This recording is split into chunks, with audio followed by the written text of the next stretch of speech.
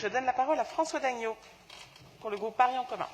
Merci Madame la maire, mes chers collègues. Cette délibération nous offre une occasion supplémentaire de rendre hommage à cette grande dame que fut Ida Grinspan, mais surtout d'inscrire sa mémoire dans la chair et dans l'âme de cette ville, puisque son nom s'ajoutera à celui de Claude Chappe pour dénommer le collège de la rue des Alouettes dans le 19e arrondissement de Paris.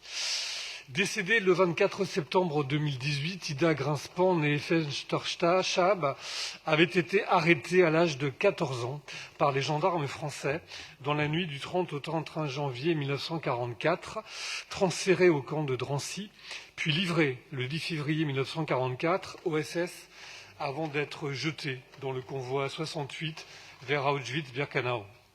Elle était tatouée du matricule 75 360 et, clin d'œil de l'histoire, ce matricule est aujourd'hui l'identifiant administratif du collège. Après l'évacuation du camp, elle survit aux marches de la mort qui la conduira dans les camps de Ravensbrück, puis de Neustadt-Glev, où elle sera libérée le 3 mai 1945 par les soldats soviétiques. Ida Grinspan était une figure familière du 19e arrondissement. Elle avait grandi rue Clavel. À partir de la fin des années 80 et jusqu'à son dernier souffle, elle a témoigné auprès des jeunes générations de ce qu'elle avait vécu, des persécutions subies par les Juifs sous l'occupation et de la Shoah, partout où elle pouvait le faire, notamment dans les collèges et lycées, dont le collège Claude Chappe, son ancienne école. Elle avait également participé à 2 voyages scolaires en Pologne organisés par l'établissement. Un hommage public lui avait été rendu après sa mort, à l'initiative du conseil de quartier Plateau et de mes adjoints Karine Gautreau et Mahor Chiche, en lien avec la professeure Sylvie Hennette, que je remercie, et une pétition avait été largement signée pour que le collège Claude Chappe rénové porte aussi le nom d'Ida Grinspan. Le conseil d'administration du collège, avec sa principale, Madame Ibinga, que je salue, s'était associé à son tour à cette proposition. Ida Grinspan était une voix singulière qui imposait son récit. Elle le faisait avec humour et un style cash, malgré la tragédie restituée. C'est d'ailleurs ce qui donnait toute sa force à son témoignage, entendu et reçu par près de 200 000 enfants et adolescents, qui restent aujourd'hui encore, des années plus tard, marqués par l'empreinte de sa parole.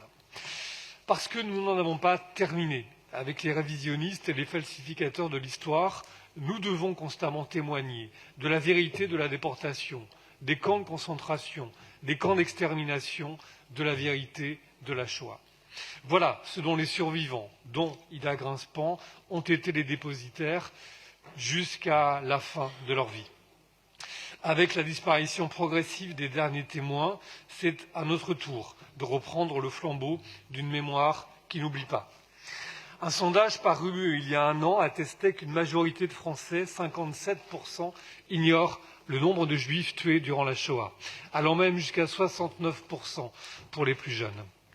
Pire encore, 16% des sondés, et même 1/4 des moins de 38 ans, disent ne jamais avoir entendu parler de la Shoah.